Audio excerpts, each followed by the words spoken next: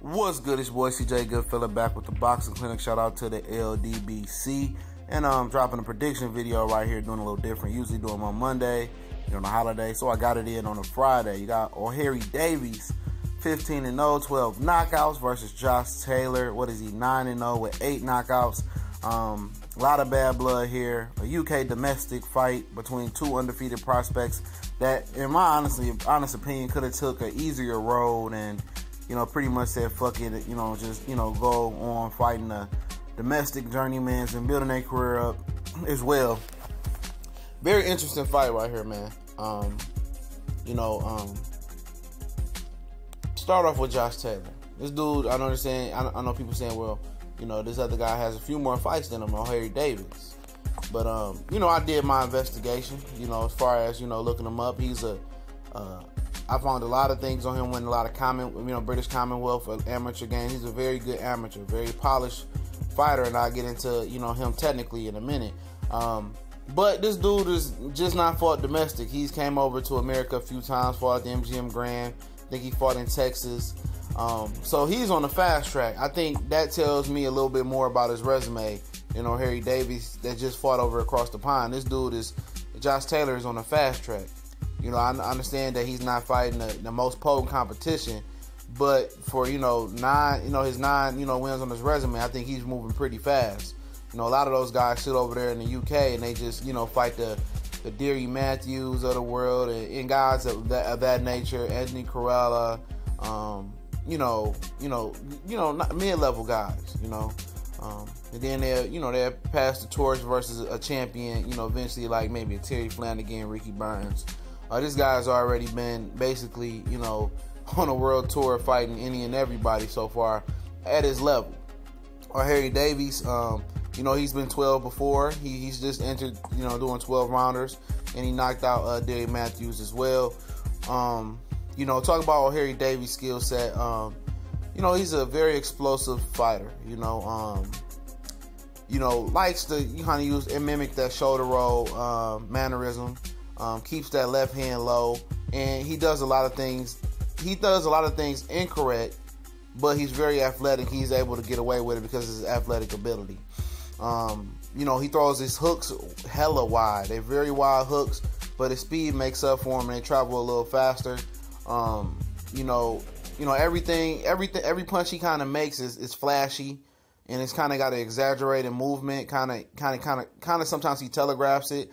He could throw some good punches to the body. He's an excellent finisher so far on this level. I think he's 5'7" with a 69-inch reach, as reported. I think Josh Taylor is at, 5'10", 5'9". I think he's listed at 5'10" with a 69.5 reach. And Davies, he got a, solid jab, very quick, very confident, very boastful. And, he's done what he's supposed to do this time in his career. I couldn't find a lot about his amateur career, if anybody can school me on that. But he's good. Josh Taylor, more, slow and steady wins the race. I'm not saying he's slow. I'm just saying he's polished. He got a good jab. He got a good left hook, good right hook. He's a southpaw. I've seen him kind of doing the Bud Crawford thing, switching back and forth from righty to lefty in a couple of his fights.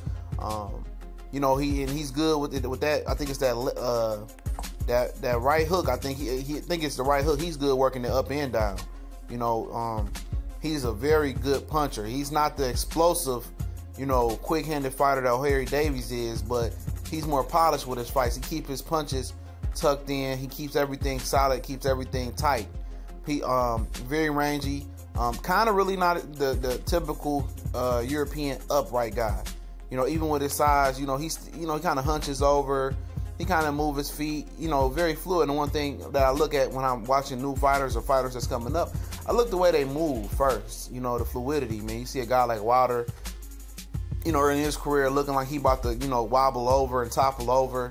Anthony Joshua had that little honky-donkey movement as well, where they kind of about to tip over. They didn't really have that natural movement, and both of these guys have natural boxing movement, in my opinion. Both guys smooth. Ohara Davies is more of the slick American style type of guy, kind of flashy type guy. Josh Taylor is, like I said, old faithful, old steady. He does everything right. Very polished. very fluid with his punches. Not saying that he's slow. He got good speed. He's just not flashy like Ohara Davies is. And, I think this fight is basically going to come down to pedigree, and to who's the better thoroughbred. And, and the confidence level, who confidence can be broke first. Who chin is better. I think that's another one that's high on the scale. I don't think neither one of these guys have been tested on the chin as a pro, as much as I can find. And who can oppose their style? Will the speed of Ohara Davies be too much for Josh Taylor? Can Josh Taylor get Ohara Davies timing down, or before Ohara Davies try to take his head off with that speed and that that power? He's a good power puncher. So is Josh Taylor. I think the first guy that takes the other guy confidence away is eventually going to win this fight.